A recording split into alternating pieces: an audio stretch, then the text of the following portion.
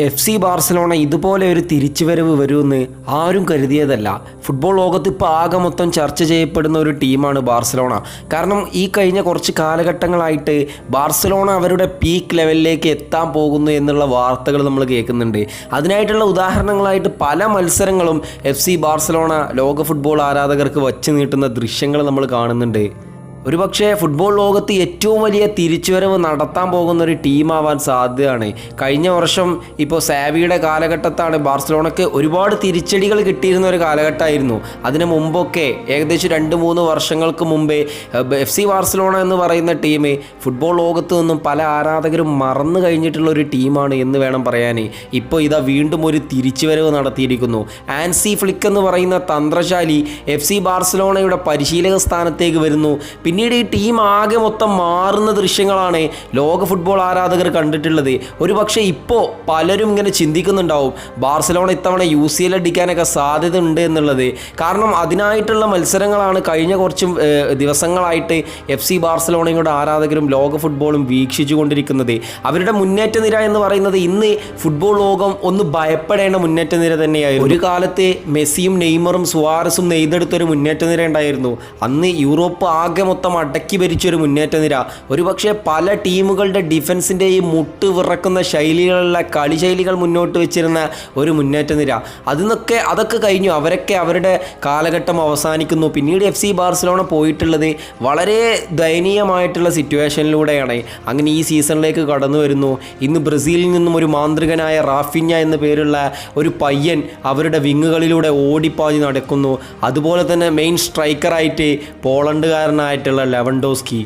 മറുഭാഗത്തെ വിങ്ങിലെ ആളെ പറയുന്നതായിരിക്കും കുറച്ചുകൂടെ രസം. കാരണം ഇന്ന് ലോക ഫുട്ബോളിൽ ഇത്രമേൽ ആധിപത്യം പുലർത്തുന്ന ഒരു യുവതാരമില്ല. തൻ്റെ 16ാമത്തെ വയസ്സിൽ തന്നെ യൂറോ കപ്പ് വരെ നേടിയെടുത്ത ഒരു കളിക്കാരൻ ലമീനെ യമാൽ എന്ന് പറയുന്ന ആ ഒരു വിങ്ങറും കൂടെ ഇന്ന് ബാർസലോണയുടെ മുന്നേറ്റ നിര ഏതൊരു യൂറോപ്യൻ ഫുട്ബോൾ ക്ലബിൻ്റെ ഡിഫൻസ് നിരയും ഭയപ്പെടുന്നതാണ്. എല്ലാവർക്കും പഴയ ചരിത്രങ്ങളൊക്കെ പറയാനുണ്ടാകും. ഒരു പക്ഷേ ബാർസലോണ എന്ന് പറയുന്ന ക്ലബിനെ സംബന്ധിച്ചിടത്തോളം വിമർശനത്തിൽ മൂക്ക് കുത്തിയിരുന്ന ഒരു കാലഘട്ടം ഉണ്ടായിരുന്നു. ഒരുപാട് മെസ്സി പടിയിറങ്ങിയതിന് ശേഷം പിന്നീട് ആ ഒരു ടീം മെച്ചം വെച്ചിട്ടില്ല എന്ന് വേണം പറയാൻ.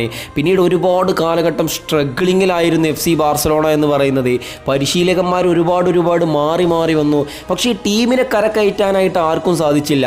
ഓർത്തു നോക്കണം, ഒരു കാലത്ത് Yohan Cruyff, Ronaldinho, Ronaldo Nazario, deco, അങ്ങനെ പേരുകേട്ട വലിയ ഫുട്ബോൾ താരങ്ങൾ പന്ത് തട്ടിയിട്ടുള്ള ഒരു ക്ലബ്ബാണ് FC ബാർസലോണ. അങ്ങനെ അവസാനം ഹാൻസി ഫ്ലിക്ക് കടന്നു വരുന്നു. അയാൾ നെയ്തെടുത്തത് ലാമാസിയ എന്ന് പറയുന്ന അക്കാഡമിയിലെ ചെറു പയ്യന്മാരെയാണ്. പിന്നീട് ആ അക്കാഡമിയിലൂടെ തന്നെ ആ ടീമിന് സ്ട്രെങ്ത് പകരാനായിട്ട് ആരംഭിക്കുന്നു. ലോകത്തിലെ ഏറ്റവും നല്ല അക്കാഡമി ഏതാണെന്ന് ചോദിച്ചാൽ ഒരു സംശയവും കൂടാതെ പറയാം അത് ലാമാസിയയാണെന്ന്. കാരണം ഇത്രമേൽ നല്ല താരങ്ങളെ, യുവപ്രതിഭകളായിട്ടുള്ള താരങ്ങളെ പ്രൊഡ്യൂസ് ചെയ്തിട്ടുള്ള ഒരു അക്കാഡമി ഇന്ന് ലോകത്തില്ല എന്നുള്ളത് ഫുട്ബോളിൻ്റെ രാജാവിനെ സമ്മാനിച്ച അക്കാഡമി പിന്നീട് കുറേ കാലത്തിന് ഫുട്ബോളിൻ്റെ പല നീക്കങ്ങളിലേക്കും തിരിഞ്ഞു നോക്കാതെ പോയിരുന്ന ഒരു കാലഘട്ടമായിരുന്നു. പിന്നീട് അവിടെ നിന്നും പൊന്തി വന്നിട്ടുള്ള കളിക്കാർ, ഇപ്പോൾ ലാമീൻ യമാലിനെ പോലെയുള്ള താരങ്ങൾ, കുബാർസിയെ പോലെയുള്ള താരങ്ങൾ, ഗാവിയെ പോലെയുള്ള താരങ്ങൾ, ഇവരൊക്കെ ലാമാസിയയുടെ പ്രൊഡക്റ്റാണ്. ഇന്ന് FC ബാർസലോണയുടെ ടീം ഒന്ന് എടുത്തു നോക്കുക. 4, 5, 6 താരങ്ങൾ ആ ഫോറിൻ താരങ്ങളായിട്ടുള്ളൂ. ബാക്കി എല്ലാവരും FC ബാർസലോണയുടെ അണ്ടറിൽ ലാമാസിയ അക്കാഡമിയിൽ നിന്നും കയറി വന്ന് കളിച്ചിട്ടുള്ള പന്ത് തട്ടുന്ന താരങ്ങളാണ് എന്ന് വേണം ഓർക്കാൻ. കുബാർസിയൊക്കെ പറയുമ്പോൾ ഇന്ന് ബാർസലോണയുടെ ഏതൊരു നേട്ടത്തിനും മുതലാകുന്ന ഒരു ഡിഫൻഡറാണ്, ഒരു യുവ പ്രതിഭയാണ് കുബാർസി. കാരണം അയാൾ കാണിച്ചു വച്ചിട്ടുള്ളത് FC ബാർസലോണയുടെ ആരാധകർ, ഇപ്പോഴത്തെ ആരാധകർ ഒരിക്കലും സ്റ്റിച്ചാണ് കഴിഞ്ഞ മത്സരത്തിൽ തൻ്റെ മുഖത്ത് ആ ഒരു ഡിഫൻസിങ്ങിൻ്റെ, തൻ്റെ ടീമിനും വേണ്ടി ഏതറ്റം വരെ പോരാടാനും തയ്യാറായ ആ ഒരു മനോഗതിക്ക് അദ്ദേഹത്തിന് കിട്ടിയിട്ടുള്ള സമ്മാനം എന്ന് പറയുന്നത്. ഒരു പക്ഷേ ഇതുപോലെ ഒരു യുവതാരത്തെയാണ് ഏതൊരു ക്ലബ്ബും കൊതിച്ചുകൊണ്ടിരിക്കുന്നത്. ഇതുപോലെ ഒരു ഡിഫൻഡറെയാണ് ഏതൊരു ക്ലബ്ബും കൊതിച്ചുകൊണ്ടിരിക്കുന്നത്. ഒരുപാട് കാലത്തിന് ശേഷമാണ് ലാലിഗയിലേക്ക് ഇമാതിരി ഒരു പോരാട്ടമൊക്കെ നമ്മൾ കാണുന്നത്. ഇക്കഴിഞ്ഞ കുറച്ച് ദിവസങ്ങളൊന്നും എടുത്തു നോക്കുക.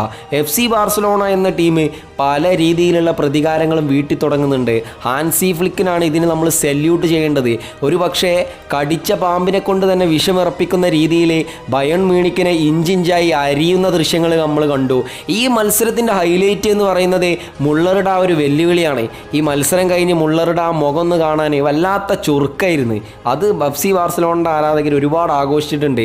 അതും കഴിഞ്ഞിട്ടാണ് റിയൽ മാഡ്രിഡിൻ്റെ തട്ടകമായ ബെർണാബ്യൂവിലേക്ക് കയറി ചെല്ലുന്നത്. എല്ലാ ആരാധകരും കരുതിയിട്ടുള്ള ഒരു കാര്യമായിരിക്കും ഒരിക്കലും ബാർസലോണയ്ക്ക് ഈ ടീമൊന്നും വെച്ച് റിയൽ മാഡ്രിഡിനെ തകർത്തെറിയാൻ പറ്റൂല എന്നുള്ളത്. കാരണം ലോകത്തിലെ ഏറ്റവും വലിയ മിറാക്കിൾ ക്ലബ്ബ് ഏതാണെന്ന് ചോദിച്ചാൽ അതിനൊരു ഉത്തരവോ അത് റിയൽ മാഡ്രിഡാണ്. അവരുടെ തട്ടകത്തിൽ, അതും സാന്റിയാഗോ ബെർണാബ്യൂവിൽ വെള്ള പുതച്ച പരവതാനിയിൽ പോയിട്ട് ബാർസലോണക്ക് അവരെ പിഴുതെറിയാൻ പറ്റൂല എന്ന് ലോക ഫുട്ബോളിൽ എല്ലാവരും ഉറപ്പിച്ചിട്ടുണ്ടായിരുന്നു. പക്ഷേ മത്സരം ആരംഭിച്ചു 4 ഗോളുകൾക്ക്, എണ്ണം പറഞ്ഞ 4 ഗോളുകൾക്ക് FC ബാർസലോണ റിയൽ മാഡ്രിഡിനെ തകർത്തെറിയുന്ന ദൃശ്യം ലോക ഫുട്ബോൾ ആരാധകർ വീക്ഷിക്കാൻ തുടങ്ങി. ഇതാണ് FC ബാർസലോണ. പലരും ചാരമായെന്ന് കരുതി ഇങ്ങനെ ചെയ്യാൻ നിൽക്കും. പക്ഷേ കനലിൽ കത്തി ഒതുങ്ങിയിട്ടില്ലെങ്കിൽ അതെന്തായാലും മാളിക്കത്തും. അത് ആദ്യം ഒരു വട്ടം ചിന്തിക്കുന്നത് നല്ലതാണ്.